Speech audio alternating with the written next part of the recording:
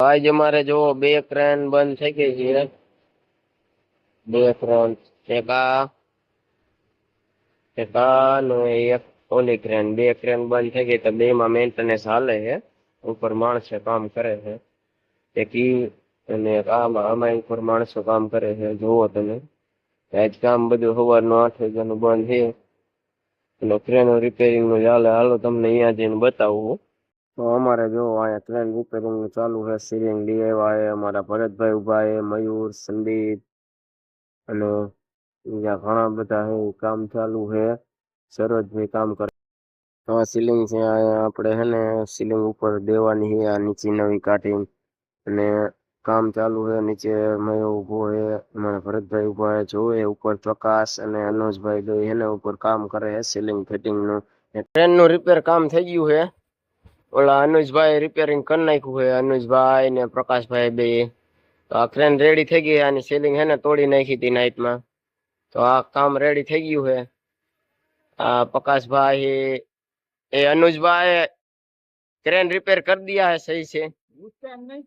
Crane बंद થવાથી જો અમારે ટેબલ નું આખું કામ બંધ છે. માલ બાલ બધો પૂરો થઈ ગયો છે. છેલ્લા 3 પાઇપ કટિંગ થાય છે અને અત્યારે ક્રેન હજી અમારી આવી છે અને હમણાં ક્રેન અમે હે ને પેલી સાઈડ એ અમે ક્રેન માં માણસો મથે ક્રેન આવે પછી અમારું કામ ચાલુ થાય છે. અને અહીંયા કામ પૂરું થઈ ગયું છે. બે માણસો જે કામ કર્યું એને હેઠે ઉતારવાના છે.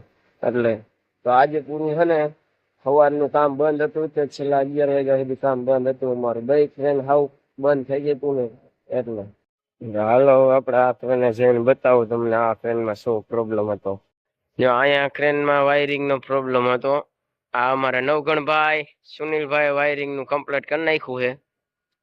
તો હવે નવગણભાઈ હેઠે આવે છે. તે મેન સ્વિચ તો ચાલુ કરતો હોય, હજી કામ બાકી છે. તો મિત્રો આપણે આવી ગયા છે ક્રેન ઉપર. તમે જોઈ લ્યો અમારા બે કારીગર છે એ હમું કરે છે. કેમ થયું રિપેરિંગ માં? હાલે હે ક્યાં હલવાય છે? લોચા પડશે હો. હલવાય છે તો અમે બીજી વાર ચડી જઈશું. બાકી અમારે આ જ કરવાનું છે. ક્રેન ઉપરથી કઈક આવો નજારો દેખાય છે. આખા કારખાનાનો તમે જોવો. અમારો વાયરમેન હવાઈનો મથે છે પણ હજી હે ને કઈ ક્રેન રિપેર કરી નથી. આખું અમારું કારખાનું દેખાય ઉપરથી. ક્યાં હાલે એક સામે પેલી સામે હતી ને અહીંયા ક્રેન રિપેર થાય છે. અત્યારે એક રિપેરિંગ આ થાય છે તો ચેક કરે છે. વાયરમેન પાછું ચપલું ઓલું હલવાઈ જાય એનું હમું કરે છે ઉપરથી. તમે જોવો આટલી હાઈટમાં છે અમારી ટોલી આખી. ટોલીના લીધે હલવાઈ જાય છે. અત્યારે જો કે હાલે છે પછી હમણાં આ ટોલી હાલશે ને સુનિયા ત્યારે હલવાઈ જશે. મેન પ્રોબ્લેમ આનો હે એંગલમાં વચ્ચે આટલો ગેપ પડી ગયો હે ને એનો મેન પ્રોબ્લેમ હે. ક્રેન ના લીધે માણસો જો બધા આરામમાં હે ને 5 જણા આરામમાં હે. એક આ અમાર ઉભો તો પછી એક આમ હે. બધા અત્યારે આરામમાં હે.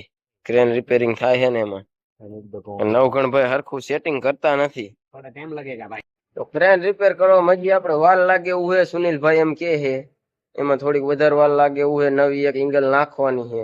તો હું એટલે જ ઉપર આવ્યો તો જોવા. તો મને કામ સોંપી દે ઘડીક આ કરીને આ કરીને એટલે હું પાછો હેઠે વહી જઉં છું. આપણે ઉપર કઈ કામ છે નહીં. આ રહ્યો ને મેં તો કામ જ સીધે કેમ કે એંગલ લેતો હોય ને આ લેતો હોય ને ઓલું લેતો હોય ને. ત્યાં કામ કરો, ધ્યાન રાખીને કામ કરો. રિસ્ક આમાં બહુ હે. ઉપરથી પડ્યા ને તો એક હે ને હાજા નહીં રહ્યો. એટલે હરવો હરવો મર.